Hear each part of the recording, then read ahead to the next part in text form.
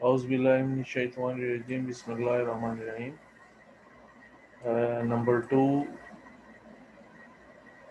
واقعہ ہے قصہ حضرت انس بن نضر کی شہادت کا رضی اللہ تعالی عنہ۔ حضرت انس رضی اللہ تعالی عنہ کی شہادت کا۔ حضرت انس بن نضر رضی اللہ تعالی عنہ ایک صحابی تھے جو بدر کی لڑائی میں شریک نہیں ہو سکے تھے۔ ان کو اس چیز کا صدمہ تھا، اس پر اپنے نفس کو ملامت کرتے تھے کہ اسلام کی پہلی عظیم الشان لڑائی اور تو اس میں شریک نہ ہو سکا۔ ان کی تمنا تھی کہ کوئی دوسری لڑائی ہو تو حوصلہ پورے کروں۔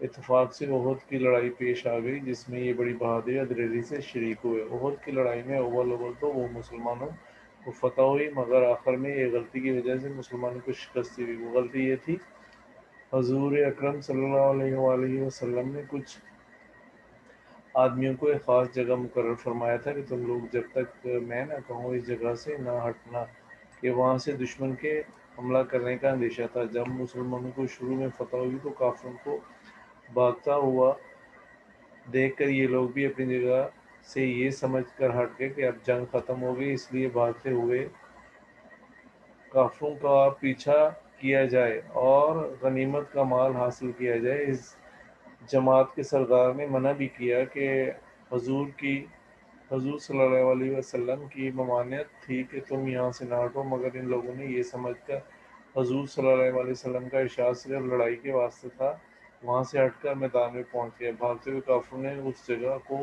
خالی دیکھ کر اس طرف سے آ کر حملہ کر دیا۔ مسلمان بے فکر تھے، اس اچانک بے خبری کے حملے سے مغلوب ہو گئے اور دونوں طرف سے کافروں کے بیچ میں آ گئے، جس کی وجہ سے ادھر ادھر پریشان بھاگ رہے تھے۔ حضرت انس رضی اللہ تعالی عنہ نے دیکھا کہ درمیان میں ایک دوسرے صحابی حضرت سعد رضی اللہ تعالیٰ عنہ آ رہے ہیں۔ ان سے کہا کہ اے سعد، کہاں جا رہے ہو؟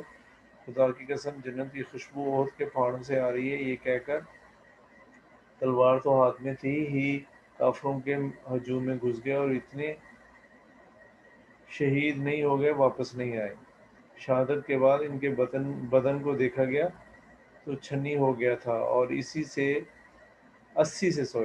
سے زیادہ زخم تیر اور تلوار کے بدن پر تھے۔ ان کی بہن نے انگلیوں کے پوروں سے ان کو پہچانا۔ جو لوگ اخلاق اور سچی طلب کے ساتھ اللہ کے کام میں لگ جاتے ہیں ان کو دنیا ہی میں جنت کا مزہ آنے لگتا ہے۔ یہ حضرت انس کی زندگی میں ہی جنت کی خوشبو سونگھ رہے تھے۔ اگر اخلاص آدمی میں ہو جاوے تو دنیا میں بھی جنت کا مزہ آنے لگتا ہے۔ میں نے ایک معتبر شخص سے جو حضرت اقدس مولانا شاہ عبد الرحیم رحمۃ اللہ علیہ صاحب رائے پوری رحمۃ اللہ علیہ کے مخلص خادم ہیں، حضرت کا مقولہ سنا ہے کہ جنت کا مزہ آ رہا ہے۔ فضائل رمضان میں اس قصے کو لکھ چکا ہوں۔ اللہ تعالیٰ آپ کو اور ہمیں عمل کی توفیق عطا فرمائے، آمین ثم آمین۔